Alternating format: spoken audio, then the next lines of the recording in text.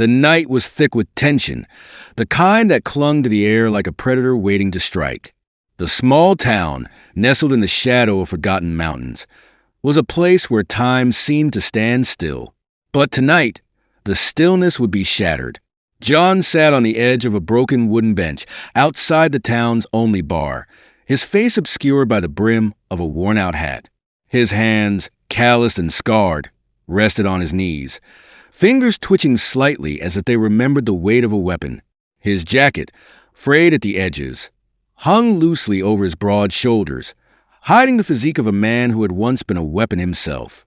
2 years. 2 years of silence, of solitude, of trying to bury the man he used to be. But the past doesn't stay buried. Not for men like John. The bar door creaked open, spilling yellow light and the sound of raucous laughter into the street. Kane's crew swaggered out, their boots crunching on the gravel.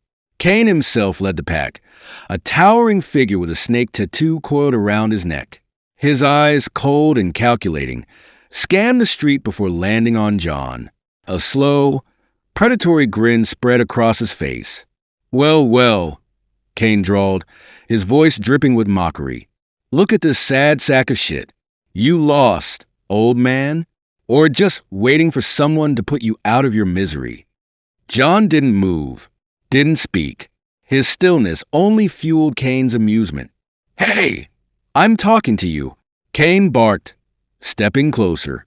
His crew fanned out behind him, a pack of hyenas ready to pounce. One of them, a wiry guy with a knife in his hand, circled around to John's side. "Maybe he's deaf," the wiry guy sneered, flicking the blade open. "Or maybe he's just too drunk to care." Kane laughed, a deep, guttural sound that echoed down the empty street. "Let's wake him up, boys." The wiry guy lunged first, slashing the knife toward John's face. But John moved like lightning. His hand shot up, catching the thug's wrist in a vice-like grip.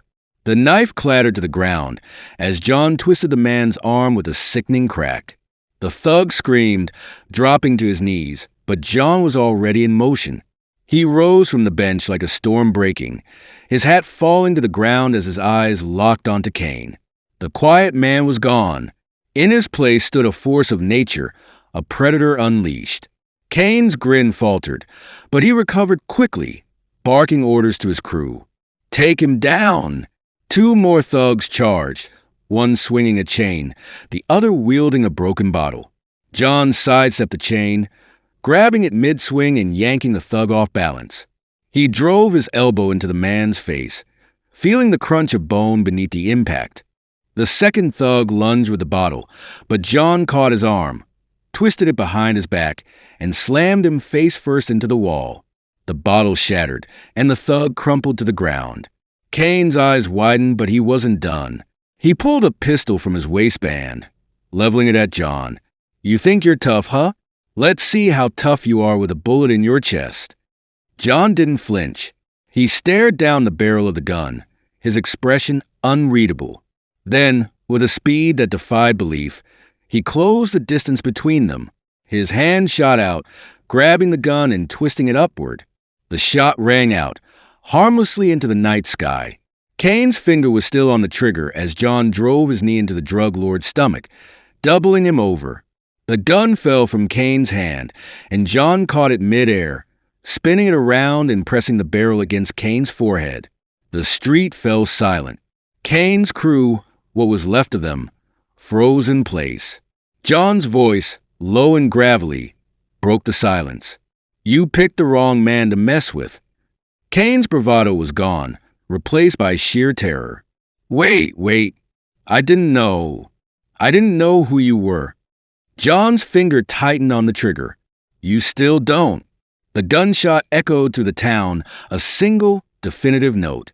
Kane's body hit the ground with a thud, his crew scattering like rats. John stood over the fallen drug lord, the gun smoking in his hand. He looked down at the blood pooling on the street, his expression unreadable. The quiet man was gone. The warrior had returned. Sometimes, the quiet ones are the most dangerous.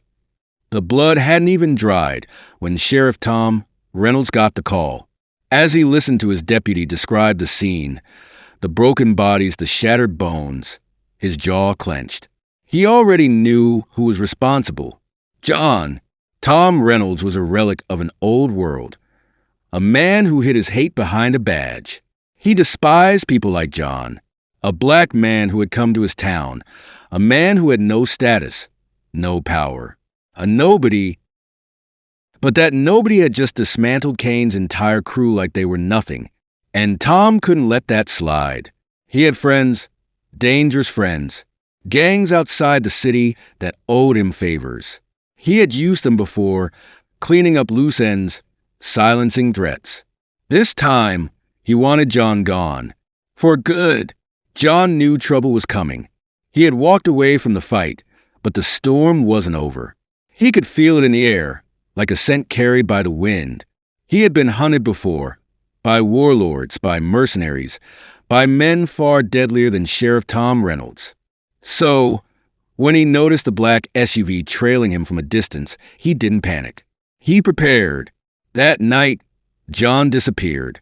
He left his rundown motel, ditched his phone, and went completely off-grid. He melted into the darkness, watching, waiting. John had spent his entire military career hunting ghosts, tracking enemies that didn't want to be found. So finding out that Reynolds had been meeting with out-of-town gang leaders wasn't hard. A hidden camera in a seedy bar, a voice recorder slipped under a table, a hacked police database exposing missing evidence reports. Sheriff Reynolds was running drugs with these gangs.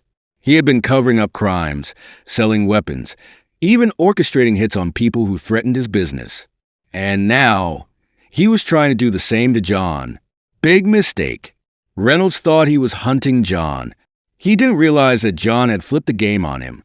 One night, Reynolds and his hired killers set up an ambush at an abandoned factory. They had everything. Snipers on the roof, men armed with automatic weapons, and a plan to execute John the moment he stepped in. But John never stepped in. Instead, one by one, his men started disappearing. A sniper on the roof, silenced. A lookout by the back door, gone. A gunman waiting in the shadows, dragged into the abyss. Panic set in. By the time Reynolds realized what was happening, half his men were already down. Then, a single voice echoed through the factory. "You should have left me alone." The lights cut out, and John attacked. The next 5 minutes were chaos. Gunfire erupted. But John moved like a wraith, striking from the darkness. He took out their weapons, crippled their bodies, made them feel the same helplessness they had tried to force on him. Reynolds ran. He didn't care about his men anymore. He just wanted out. But John was waiting. Reynolds stumbled into the alley behind the factory, gasping, his hands shaking as he fumbled for his gun. "I told you. You should have left me alone." John emerged from the shadows, his face calm, his eyes cold. "You don't belong in this world anymore, Reynolds," John said. "But I'm going to let the law decide what happens to you." And with that, John dropped a USB drive at Reynolds' feet. By morning, the evidence was everywhere. Leaked police files, surveillance footage, recordings of Reynolds plotting murders. The entire town woke up to the truth. Their sheriff wasn't just corrupt. He was a criminal mastermind. The FBI stormed into town. Reynolds was dragged out of his office in cuffs, his face pale as cameras flashed. His dirty cops were rounded up. His gang connections vanished overnight. And John? John walked into town like a ghost returning from war. No one dared speak against him. No one even looked him in the eye. He wasn't just some nobody anymore. You thought this story was over? You thought wrong. In the city, far from the quiet streets of the small town, the remaining gangsters were furious. Kane had been a key player in their operation, and his death left a power vacuum. But more than that, it was an insult.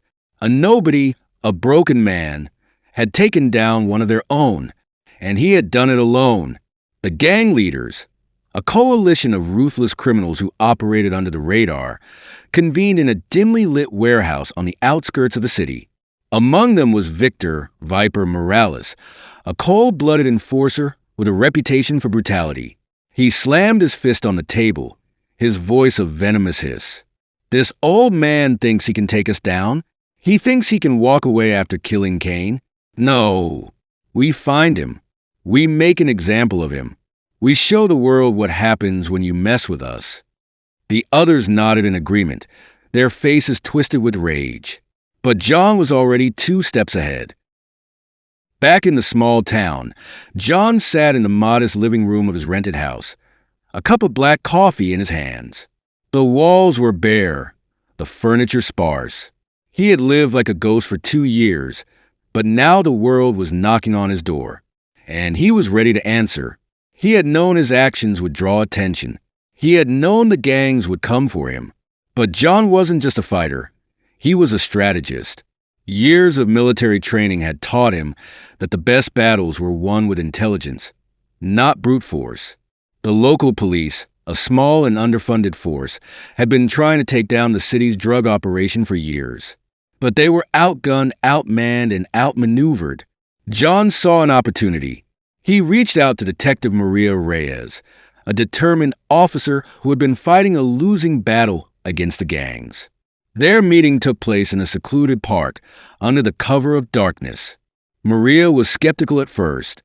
"You expect me to believe you can take down an entire drug operation? You're just one man." John's voice was calm, but there was a steeliness in his eyes. "I'm not just one man. I'm the man who took down Cain, and I know how they think. But I can't do it alone. I need your help." Maria studied him for a long moment before nodding. "What's the plan?" Over the next few weeks, John and Maria worked together in secret.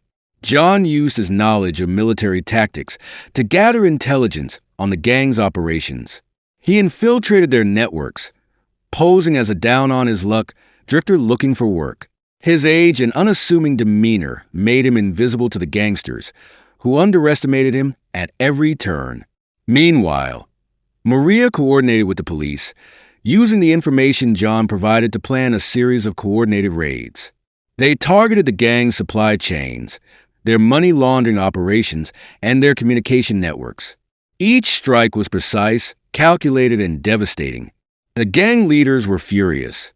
Their empire was crumbling, and they had no idea how the police were always 1 step ahead. Victor Morales, desperate to regain control, ordered a hit on John. But John was ready. The final showdown took place in the heart of the city.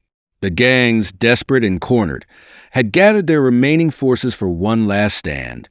John, armed with nothing but a pistol in his wits, led the police into the fray.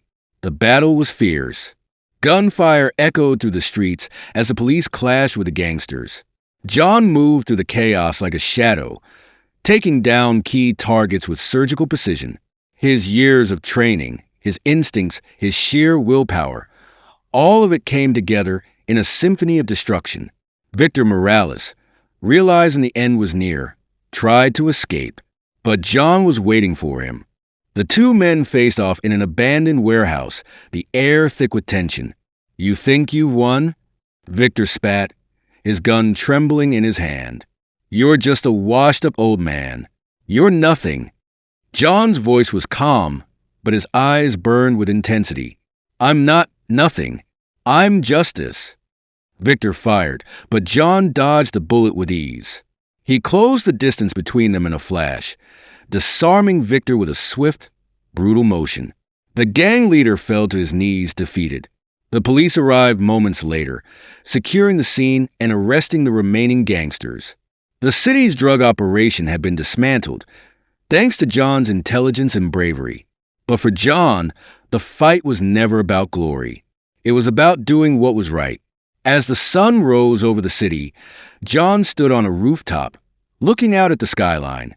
Maria joined him, a look of gratitude on her face. "You did it," she said. "You saved the city." John shook his head. "We did it. Together." Maria smiled. "What now?" "You're a hero, John. People will want to thank you." John's expression was thoughtful. "I'm no hero. I'm just a man trying to make amends." He turned and walked away, his figure silhouetted against the rising sun. The quiet man had found his purpose, and the city would never forget him. Sometimes, the quiet ones are the heroes we need. Remember, never judge a book by its cover. Thanks for watching, and if you haven't subscribed to the channel, please do so now.